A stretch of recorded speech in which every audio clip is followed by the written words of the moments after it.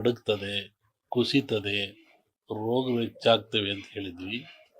ಅದರಂತೆ ಇನ್ನು ಮುಂದೆ ಸಹಿತ ಮಳೆಯಾಗುವ ಲಕ್ಷಣವಿದೆ. ಕಾರ್ತೀಕ ಮಾಸದಲ್ಲಿ ತೊಂದರೆಯಾಗುವ ಲಕ್ಷಣ ಇದೆ. ಮಳೆಯಿಂದ, ರೋಗಗಳಿಂದ, ಭೂಮಿಯಿಂದ ಲಕ್ಷಣವಿದೆ. ವಿಶೇಷವಾಗಿ ಹಿಂದೆ ನಾವು ಹೇಳಿದ್ವಿ, ಕಾಡಿನಿಂದ ನಾಡಿಗೆ ಪ್ರಾಣಿಗಳು ಬರ್ತವೆ ಅಂತ. ಬಂದು ಈಗಲೂ ಅಂತಹ ಪರಿಸ್ಥಿತಿ ಇದೆ.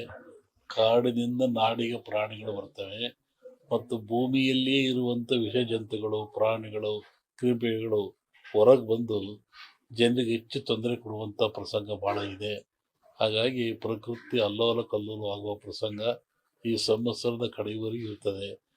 ಮತ್ತೆ ಒಂದು ಹಿಂದೆ ಹೇಳಿದ ಅಚ್ಚರಿಯ ಒಂದು ಅವಘಡ ಕಾದಿದೆ ಅಂತಂತೇಳಿ ಅಂತೆಯಾಗಿ ಕಲಗಳು ಹೆಚ್ಚಾಗ್ತಾ ಇದ್ದಾವೆ.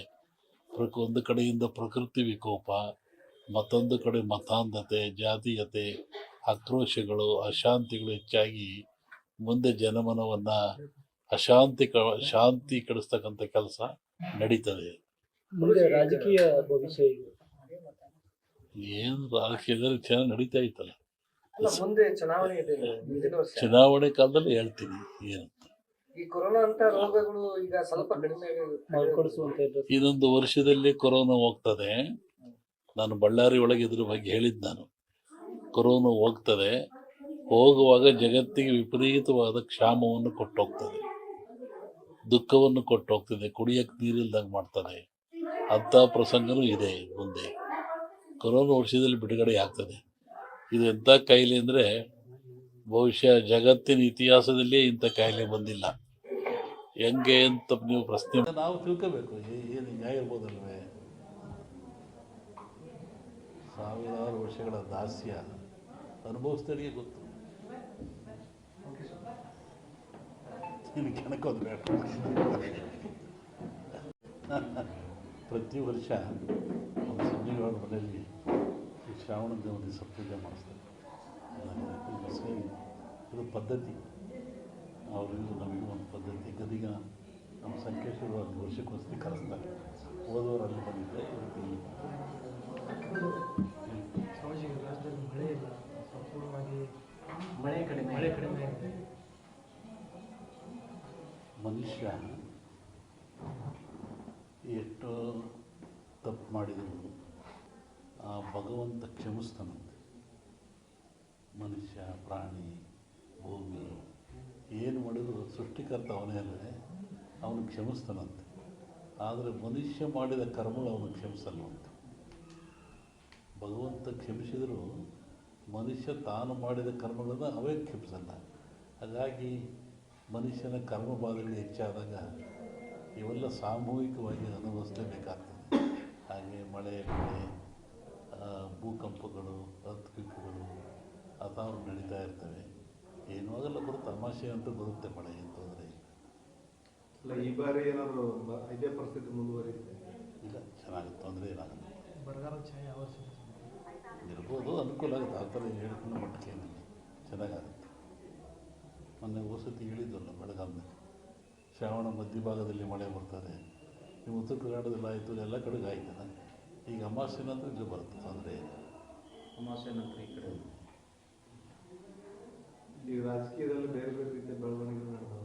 ಮೈತ್ರಿಗಳು ಯಾವ್ಯಾವ ಪಕ್ಷಗಳು ಲೋಕಸಭಾ ಚುನಾವಣೆ ಪೂರ್ವದಲ್ಲಿ ರಾಜಕೀಯ ಬಗ್ಗೆ ಅದು ಬಂದಾಗ ಹೇಳೋದು. ಈಗೇನಾದ್ರು ಅವಶ್ಯಕತೆ ಇಲ್ಲ, ಇನ್ನೇನು ಬಂದೇ ಬಿಡುತ್ತಾ ಹೇಳೋದು. ಇನ್ನೊಂದ್ಸತಿ ಗೊತ್ತಿಲ್ಲ ಅವಾಗ.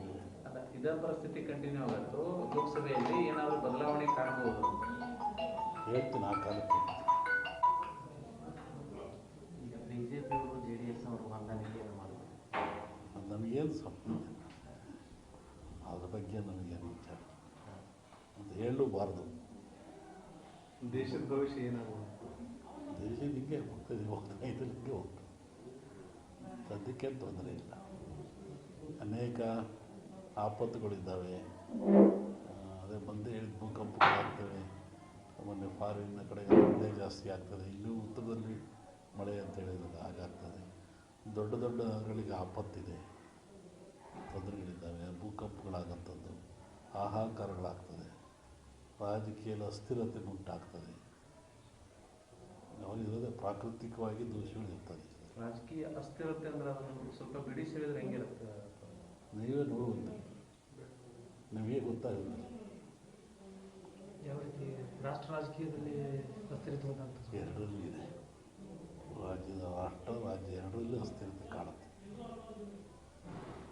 ಎಲ್ಲ ಕಡೆ ಈ ಧರ್ಮದ ವಿಚಾರ ಸಾಕಷ್ಟು ಚರ್ಚೆಗೆ ಆಗ್ತಿದೆ. ಆದರೆ ಸನಾತನ ಧರ್ಮ ವಿಚಾರವಾಗಿ ಚರ್ಚೆ ಆಗ್ತದೆ. ಅವರವ್ರ ಧರ್ಮ ಅವ್ರಿಗೆ ದೊಡ್ಡದು. ಇದು ಭಾರತದಲ್ಲಿ ಸೆಕ್ಯುಲರಿಸಮ್, ಜಾತ್ಯತೀತವಾದ ಇದೆ.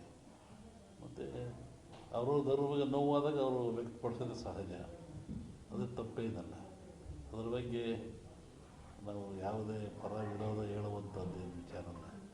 ಒಂದು ಸಲವನ್ನು ಎಲ್ಲ ದೇಶಕ್ಕೂ, ಎಲ್ಲ ಮನೆತನಕ್ಕೂ, ಎಲ್ಲ ಜನಕ್ಕೂ ತನ್ನದೇ ಆದ ಧರ್ಮ, ನೀತಿ, ಪರಂಪರೆ ರೂಢಿ ಇರ್ತದೆ. ಅದು ನೋವಾದಾಗ ಎಲ್ಲರಿಗೂ ನೋವಾಗ್ತದೆ. ಹಾಗೆ ರಾಷ್ಟ್ರಕ್ಕೂ ಒಂದು ಧರ್ಮ, ನೀತಿ ಇದೆ ಮತ್ತು ಎಲ್ಲ ಜನಾಂಗಕ್ಕೂ ಇದ್ದಾವೆ.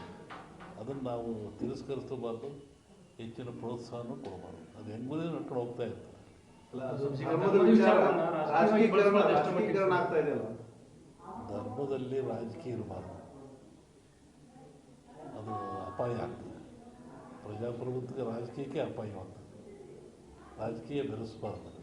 ಇಲ್ಲಪ್ಪ, ಈಗ ಧರ್ಮದ ಮೇಲೆ ನಾವು ಓಟ್ ಕೇಳಿ ಅಧಿಕಾರಕ್ಕೆ ಬಂದಂಥ ಪರಿಸ್ಥಿತಿ ಸೃಷ್ಟಿಯಾಗ್ಯದ ದೇಶದೊಳಗೆ. ಧರ್ಮಾಧಾರಿತ ರಾಜಕಾರಣ ನಡೆದು ಅದು ಅವರಿಗೆ ಸಂಬಂಧಪಟ್ಟದ್ದು. ಅಲ್ಲ, ನೀವು ಹೇಳಿದ್ರಲ್ಲಪ್ಪ ಈಗ ಧರ್ಮ ರಾಜಕೀಯ ಬೆರಿಬಾರ್ದು ಅಂತ ಹೇಳಿದ್ರಲ್ಲ. ಆದ್ರೆ ನಾವು ಒಂದು ಜನರ ನಡುವಲ್ಲ ದ್ವೇಷ ಬಿತ್ತಿ ಓಟು ಬೆಳ್ಕೊಳ್ಳುವಂಥ ಪರಿಸ್ಥಿತಿ ನಿರ್ಮಾಣ ಆಗ್ಯದ. ನೀರಿನಲ್ಲಿ ದೋಣಿ ಇರಬೇಕು, ದೋಣಿಲಿ ನೀರು ಇರಬೇಕು. ದೋಣಿ ಒಳಗೆ ನೀರಿದ್ರೆ ಏನಾಗ್ತದೆ? ಮುಳುಗ್ತದೆ. ನೀರಿನ ಮೇಲೆ ದೋಣಿದ್ರೆ ಹೋಗ್ತದೆ. ಒಂದಿನ ಲೈವ್ ಆಗ್ತದೆ. ದೋಣಿ ಮೇಲೆ ನೀರು ಬರುವಂಥ ಪರಿಸ್ಥಿತಿ ನಿರ್ಮಾಣ ಆಗುತ್ತೆ. ಈ ಮನುಷ್ಯರೆಲ್ಲ ಜಾಣರಾದಂಗೆ, ವಿದ್ಯೆ ಬಂದಂಗೆ ಈ ಜಾತಿ ವ್ಯವಸ್ಥೆ ಎಲ್ಲ ಕಡಿಮೆ ಆಗಬೇಕಾಗುತ್ತೆ. ಅದ್ರ ಬದಲಾಗಿ ಈ ರಾಜಕೀಯದವರೇ ಜಾತಿ ಧರ್ಮನ ಬಿತ್ತಕತ್ತಾರೆ ಜನರು. ಪೂರ್ಣವಾದ ಜ್ಞಾನ ಯಾವ ಮನುಷ್ಯನಿಗಿರಲ್ಲ, ಅವಾಗ ಇವೆಲ್ಲ ಬರೋದು ಸಹಜ. ಸಂಪೂರ್ಣವಾದ ಜ್ಞಾನ ಗಳಿಸಿದರೆ ಯಾವುದಕ್ಕೂ ಅವಕಾಶ ಇರಲ್ಲ. ಅರಿವು ಹೇಳ್ತೀವಲ್ಲ, ನಾವು ತಿಳಿದ್ರೆ ಎಷ್ಟು ಅಂದಾಗ ಇವೆಲ್ಲ ಬರ್ತವೆ. ಪೂರ್ಣವಾದ ಜ್ಞಾನ ಸಂಪಾದನೆ ಮಾಡಬೇಕು. ಅರಿವಿನ ಕೊರತೆ. ಈ ಕೆಲವು ರಾಜಕಾರಣಿಗಳು ಈ ಹಿಂದೂ ಧರ್ಮ ಇರ್ಬೋದು, ಸನಾತನ ಧರ್ಮದ ಒಂದು ರೋಗ ಇದ್ದಂಗೆ, ಕುಷ್ಠ ರೋಗ ಇದ್ದಂಗೆ, ಅದನ್ನು ನಿವಾರಣೆ ಮಾಡಬೇಕು, ಈ ಥರದ್ದೆಲ್ಲ ಸ್ಟೇಟ್ಮೆಂಟ್ಗಳನ್ನ ಕೊಡ್ತಾರೆ. ಹಿಂದೂ ಧರ್ಮನೇ ಇಲ್ಲ, ಅದಕ್ಕೆ ಧರ್ಮದ ವ್ಯಾಖ್ಯಾನವೇ ಬೇರೆ ಇದೆ.